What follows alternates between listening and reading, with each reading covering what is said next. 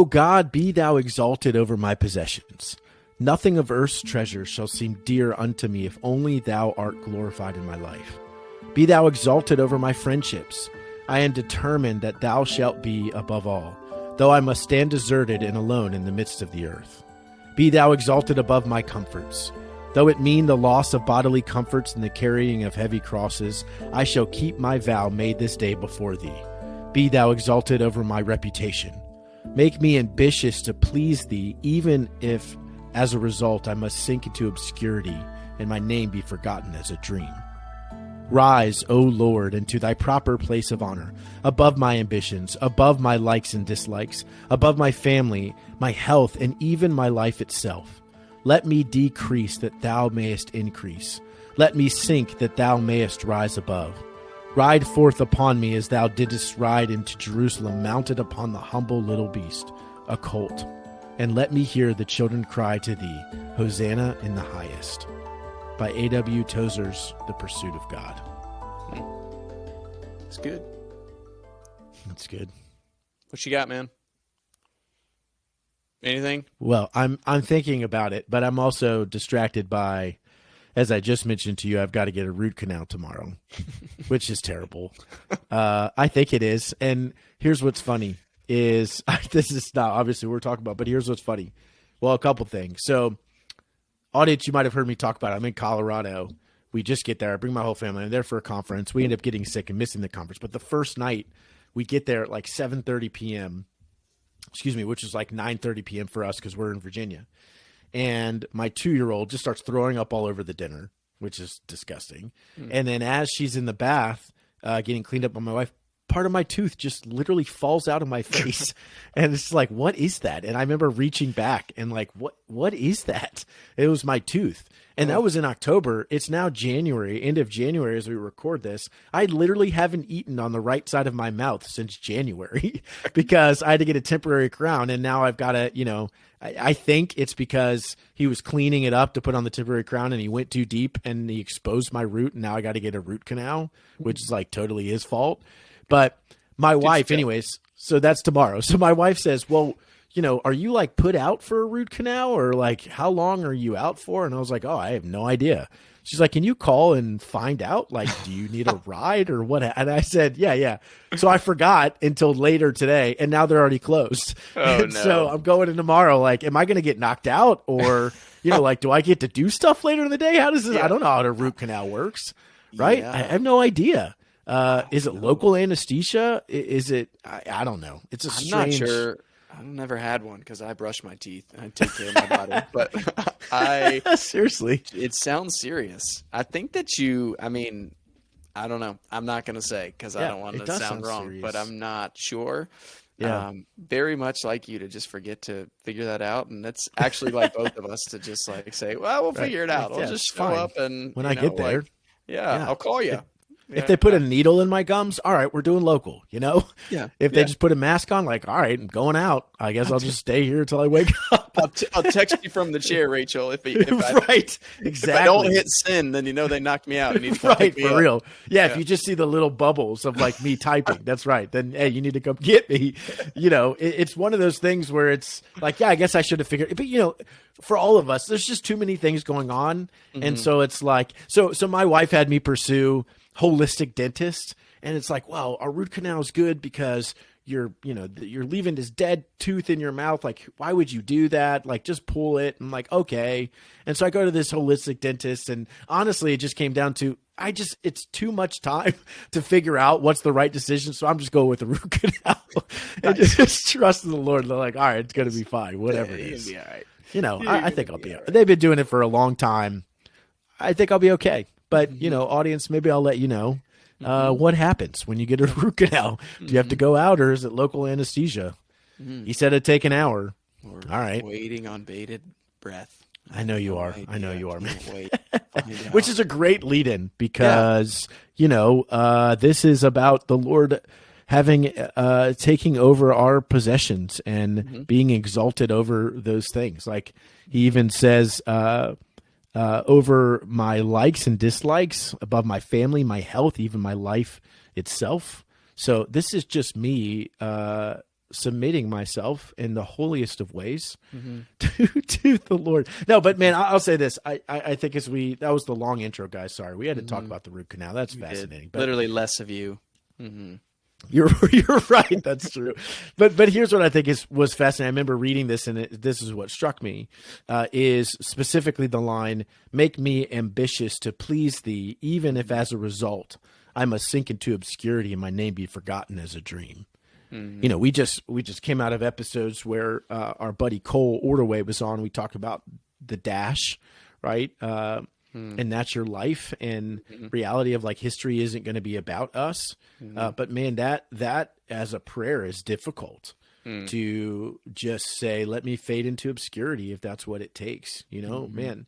Yeah. We just battle with the flesh so much. I was telling my group coaching group this morning, literally, is one of the reasons I felt like I hit burnout and just got exhausted was I was trying so hard to do something. And I will again, because I'm a sinner and that's unfortunate. But I was trying so hard to do something that when I died, it would be of such note that people would speak of it. Right. And I'm confessing to our group, coaching group. And I said, as if I could do something that they would need to rewrite the Bible and tell the story again, you know, now, obviously I would never say that, but it's like, that's what I'm doing, right? If I really think about it, there's one historical record that matters and it's scripture. And yet I think I can change it, or I think I can, you know, totally change the course of history. And it's just pride. But it does make us seek those things. So that prayer of, Lord, that my ambitions, even if you just need to remove me, you know, my name would fade away, which is going to anyways, let's be honest, that you would do it anyways. But that's difficult, right? It is, man. It is. It's such a dance, right? Because being ambitious and desiring to be excellent is great. We teach that. We believe that. As a Christian, we're called to be excellent in all that we do. But why? For what purpose? For what end? To bring honor to our name? No. To bring honor to our Creator, to the ultimate King of Kings. That's the purpose. We're created in His image. We bear His image. He's gifted us and blessed us with talents that are none of our own doing. Maybe we'll refine them based on being obedient to what He's calling us into, which leads to being excellent so that we can honor Him with more. But it's not about us. It's not about our name. I think that I thought Cole did a great job. And, you know, I probably lost my job in those couple of episodes. He's super So did I. We're just going to let him do it by himself. You got it, Cole. Here's the reins. Yeah, buddy. But the dash is a great image, super strong image. I like the poem that he read or shared.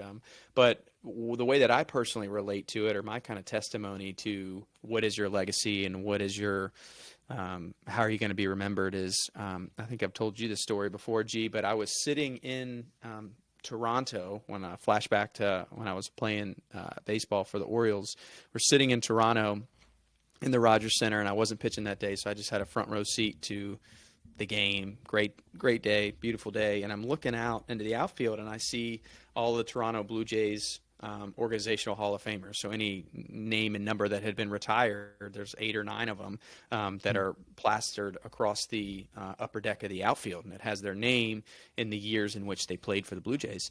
And I'm reading through them, and I played baseball my whole life. Obviously a diehard baseball guy. Still love baseball for different reasons now than I did when I was playing. But I'd been following since I was a kid, and of the 8 or 9 names, I recognized one of them. I could just recognized. I had never even heard of the rest of them, let alone know what they had accomplished on a baseball field. And so, you know, Lord willing, each of those guys used their platform and their success on the field to bring honor to God's name and were, you know, believers. I pray that each of them were. But what it showed me in that moment was that this field of play, literally, where they had dedicated their life and became some of the best to have ever done it, had absolutely no legacy in terms of me remembering what they had done outside of just seeing their name up there. Like the legacy that those men left had to do with the people that they were around, with any families that they had, any spouses that they had, the way that they spoke to the people around them when they had a microphone and bright lights and a loud stage. And here we are not that much later. I mean, some of them played in the 80s and 90s and maybe even 2000s. Like I was certainly coherent enough to know who these people were when watching baseball, and I don't know them. And it hit me as I'm laboring and toiling in this career to become as great as I can be. Like, what is the purpose? Because if my end goal is to have my name up there on the wall, like, that's not wrong, or not bad to have that ambition to be great. But if the sole focus is so that my name is enshrined, well, that legacy is finite, clearly short-lived, and will be immediately forgotten very shortly after they hang my name up on that wall. Now, maybe my family and my kids' kids and kids' kids can talk about, Grandpa was a great baseball player back in his day, but that's where it ends in terms of what that legacy is. A true generational legacy that impacts the kingdom is one that's focused on honoring God's name. The one that is remembered is the one that is obedient to what God calls you into. And the only account that matters is when we stand before the Lord on the day of reckoning, when he says, well done, good and faithful servant, period. That's the only audience we play for, audience of one. I mean, I think that's an outfit that does a great job of speaking that truth. But I used to actually started writing that like in my prayers, and I would wear a bracelet or whatever to just remind me that there's hundreds of thousands, if not millions of people watching me right now play this game. And that's great. I hope they have a great time. Like, this is amazing that we're getting to do this. But the only audience that ultimately matters in all this, and the only account that will ultimately matter in terms of eternity, is the audience of one.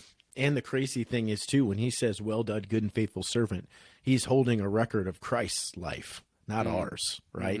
And he's like, wow, well done, good and faithful servant, Right. Yeah, dude, you're all of that is totally spot on. It makes me think about, this song was just stuck in my head this week. It's called All Glory Be to Christ. And the first verse is, should nothing of our efforts stand, no legacy survive, unless the Lord does raise the house, in vain its builders strive. To you who boast tomorrow's gain, tell me, what is your life? A mist that vanishes at dawn, all glory be to Christ. All glory be to Christ our King, all glory be to Christ. His rule and reign will ever sing. All glory be to Christ. Just the reality of it's going to fade. It's so interesting you talk about seeing those names up on the stadium, right? Because how many names right now are worldwide names? 3? I don't know. Tiger Woods, is he a worldwide name? I guess so.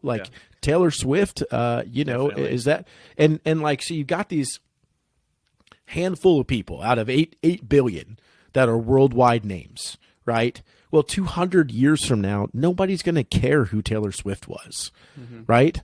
200 years from now, no one's going to care who Tiger Woods was. Now, they might say he was, the greatest golfer of his generation, and that's it, right? Like, okay, now what? What are we going to have for lunch? That there is no legacy that will survive, that will surpass the legacy of Christ, exactly what you're saying. And yet, man, in our total honesty and our transparency for this show, I say that. But when I look at what I try to do a lot of times, I'm not doing that. We talked today with my group, but it was like we're stuck between this supposed to and this desire to, right? Like, so many things that we end up choosing is because we feel like we're supposed to. And that's really, I think, kind of the world talking to us, right? Whereas the desire to is the Lord who says, I've placed this desire in your heart, and I've given you these gifts, and I've given you this internal and external call. You should go do these things, right? But the world is just such a draw for us, man. And in the real estate space, one of the people in the group I was proud of, she said on Instagram, she unfollowed all of these agents around her because she's a mom and she can't sell as many homes as she used to. She was selling 30 homes a year, and she unfollowed all these people because she realized that all it was making her just long for and desire to just go back to that life, even though she knows that's not what the Lord has called her to. She's now a mom, and she's here raising her daughter. And she has 2 older kids, but raising her daughter and intentionally being with her. And that means naturally she's not going to do as many deals. She doesn't have the capacity for it, right? And yet the world is looking around, and I think we work so hard to sell a ton of homes, to make a lot of money, to do something of note, whatever. because we just want the world to write it down and take note of what we've done, right? And even if they do, right, and if believers do something of note, that's an amazing thing. Even if they do, that paper's going to fade away. That notebook that it's on is going to break, right? The memory of those things are going to go away. And what's left? Well, Christ is left. The gospel still stands. I'm constantly blown away when I'm reading right now through Ezekiel, and reading through Ezekiel and thinking of, I've said it before, but like the same God who's speaking through Ezekiel and speaking to him is the same God that speaks to us, right? The people that were living their lives at the time and thinking they were doing something of note, the kings and queens and blah, blah, blah, they thought they were something, and people were talking about it. Guess what? Now they're a cliff note in history, right? And now guess who we're still talking about? The Lord. And I say all of that to say, man, that is not my heart posture very often, right? Let's just be realistic. It is longing for the other things. But if we can submit ourselves to say, in a totally truthful, humble way, only by the grace of God, Lord, do what you will, and if my name fades away, praise God, because that's good and that's honoring. Yeah. What do you think, man? Take us home. To live as Christ, to die as gain. I mean, that's just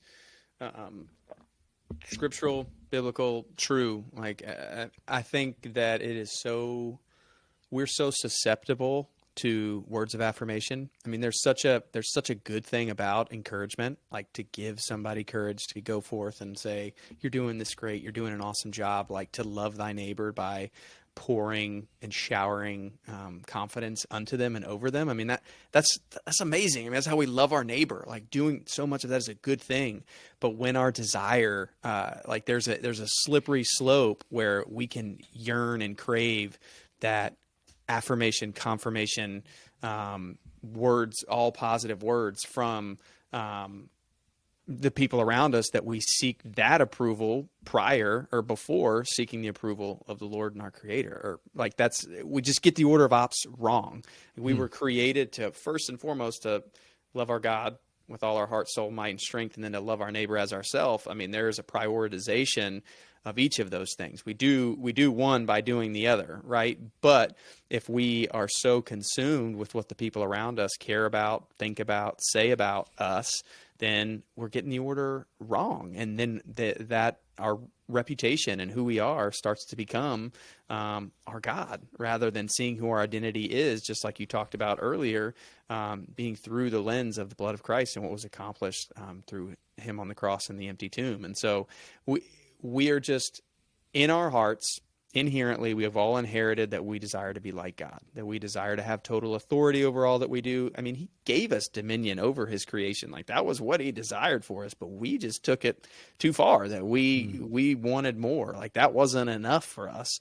And so we have got to know, all of us here as Christians, but also as sinners, that we're just overly susceptible to those things. So, I totally affirm, whoever's in your group, like recognizing that, seeing that desire within her and pulling away from that. Like if your arm causes you to sin, cut it off. If something around you is causing you to be distracted from the priorities in your life, then get rid of it. I mean, I know it's not as easy and simple and as plain as that. Like it's not me. I sit here and say this in 5 seconds, expect you to just get rid of it. But I mean, like there's steps to go through it, but it's that simple. I mean, the outcome is that simple, that if it's not refining us or sanctifying us, if it's not of God, if it's not of the calling that he has for our life, then it's a no. Like it's as simple as that. But that's where it takes our community. That's where it takes people that care about you, close to you, that will hold you accountable, that will rebuke you lovingly, that will tell you that your heart's not in the right place. I mean, that's what we all need. I mean, that's what we are hope to. That's what the faithful agent is. That's what on a more intimate and closer scales, which your local church is. I mean, that's what having people in your inner circle that know everything about you, that you can confess to and confide. Like those are things that we need to have, and as we, here we are in a new year, it doesn't matter what time of the year it is that you hear this. Like if you don't have those things and you don't have those checks and balances, in your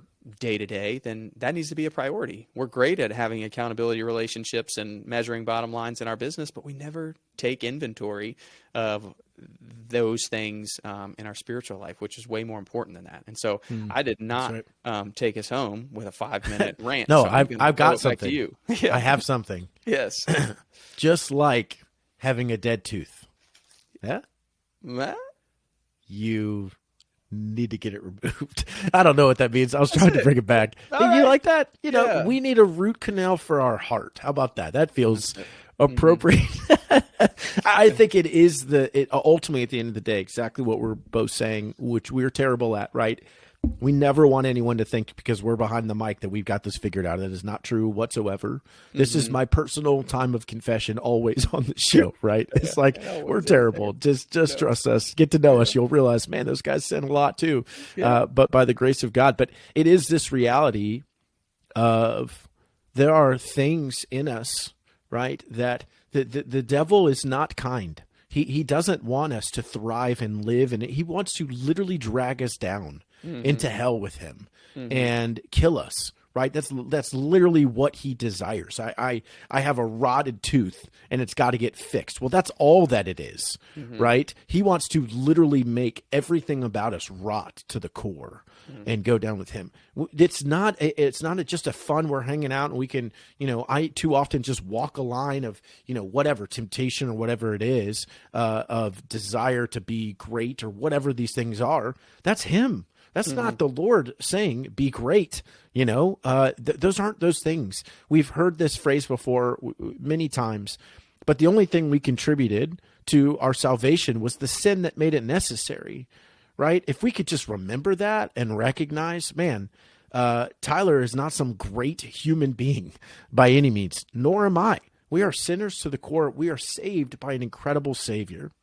And when we go out each day to try to sell homes, when we go out to try to grow our business, when we have to decide between staying home to care for our children or trying to sell the same number of homes that we've always sold so the world thinks that we're doing a good job, we recognize that it's about faithfulness to the Lord, not faithfulness to the world and what they want from us, right? And I think if we can do that, man, I'll be the first one to say, agents, faithful community, hold me accountable to that, please. And hold Tyler accountable to that, because we're going to fail and that's difficult. But I think it's what we strive for. And so, man, I think I'm going to read this one line one more time as we wrap up. Make me ambitious to please thee, even if as a result I must sink into obscurity and my name be forgotten as a dream. Rise, O Lord, into thy proper place of honor. Amen. Faithful agents, we love you. Have a great week. We'll see you next week. Hey, faithful agents, as always, thank you so much for joining us again. We hope you will continue to help us build the Faithful Agent community by sharing this episode with your friends, tagging the Faithful Agent group on Facebook, and by actually downloading this episode to help us beat the algorithms and get the good word out to other faithful real estate believers. Go to faithfulagent.com and click join our Facebook community to join us